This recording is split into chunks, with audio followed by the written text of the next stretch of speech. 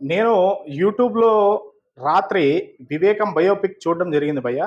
'వివేకం' biopic story ఏంటంటే, వివేకానంద రెడ్డి ఎవరు? పులివెందుల కాన్స్టిట్యున్సీలో వివేకానంద రెడ్డి బలం ఎంత? అసలు దివంగత నేత రాజశేఖర్ రెడ్డికి, వివేకానంద రెడ్డికి ఉన్న రిలేషన్ ఏంటి? అసలు వివేకానంద రెడ్డి రాజశేఖర్ రెడ్డికి ఎంత ఆప్తుడు? ఎలా పనిచేశారు? పులివెందుల రాజకీయం ఏంటి? అసలు టోటల్ రాష్ట్ర రాజకీయం ఏంటి? ఇలాంటి అన్ని విషయాలు కూడా ఈ సినిమాలో చర్చించారు. ఇంకొక విషయం ఏంటంటే టోటల్‌గా అసలు పులివెందుల్లో వివేకానంద రెడ్డిని ఎవరు, ఎలా, ఎట్లా ప్లాన్ చేసి మర్డర్ చేశారు అనే విషయాన్ని ఈ సినిమాలో పక్కాగా ఓపెన్ చేసి చూపించారు.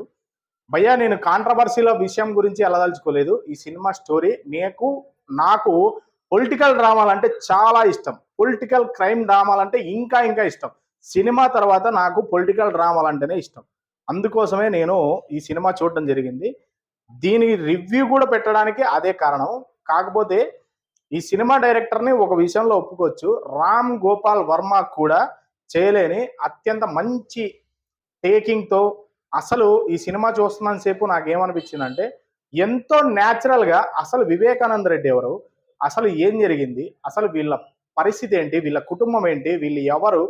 ఎందుకు ఇలాంటి హత్య చేయాల్సిన పరిస్థితులు ఏర్పడ్డాయి?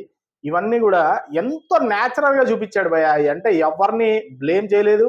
ఎవరిని మిస్ మ్యాచ్ చేయకుండా అంటే ఎవరిని డిసప్పాయింట్ చేయకుండా చేశాడు. అతను ఏం చెప్పాలనుకున్నాడో ఆ విషయాన్ని మాత్రం చాలా నీట్‌గా సూపర్‌గా చెప్పాడనమాట. నిజంగా అతని టేకింగ్ విషయం మాత్రము చాలా బాగా నచ్చింది. ఆర్టిస్టులు గాని, ఇంకొకరు ఎవ్వరైనా గాని, ముఖ్యంగా జగన్మోహన్ రెడ్డి పాత్రలో చేసిన క్యారెక్టర్ మాత్రము చాలా న్యాచురల్‌గా నాకు తెలిసి 'యాత్ర 2' సినిమాలో జీవా చేశాడు కదా! దానికంటే కూడా చాలా బాగా ఇన్వాల్వ్ అయ్యి చేశాడు అనిపించింది. ఇలా ప్రతి విషయంలో కూడా చాలా కేర్ తీసుకొని చేశారు. నాకు తెలిసి భయ్యా ఈ సినిమాని అందరూ అనుకుంటున్నట్టుగా, అందరూ చూస్తున్నట్టుగా నాకు తెలిసి ఎవరు చేశారు ఏంటనేది నాకు అనవసరమైన విషయం. సినిమాటిక్‌గా మాట్లాడితే మాత్రం సినిమా మాత్రం చాలా బాగుంటది. చాలా న్యాచురల్‌గా ఉంటది. పొలిటికల్ డ్రామాలు ఇష్టపడే వ్యక్తులు మాత్రం ఈ సినిమాని చూడాలనుకుంటే యూట్యూబ్‌లో ఉంది చూడండి.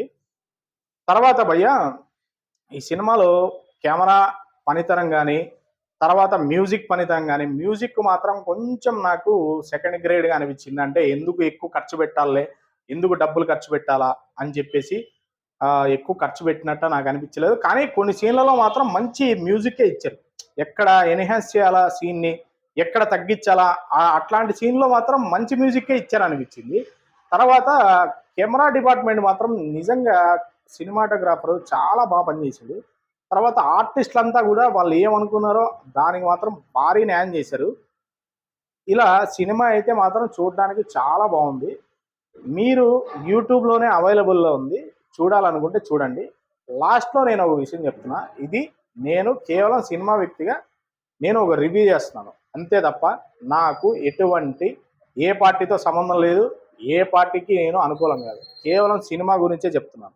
ఈ సినిమాలో ఒక తెలియని విలన్ని చూపించారు. ఆ విలన్ ఎవరో మీరు సినిమా చూసిన తర్వాత కానీ, లేదంటే మీరు గెస్ చేసి కానీ కింద కామెంట్‌లో కామెంట్ చేయండి. Thank you very much. Cinema dreams entertainment ఛానల్‌ని లైక్ చేయండి. ఈ వీడియో నచ్చితే షేర్ చేయండి. సబ్స్క్రైబ్ చేసుకోండి. Thank you very much.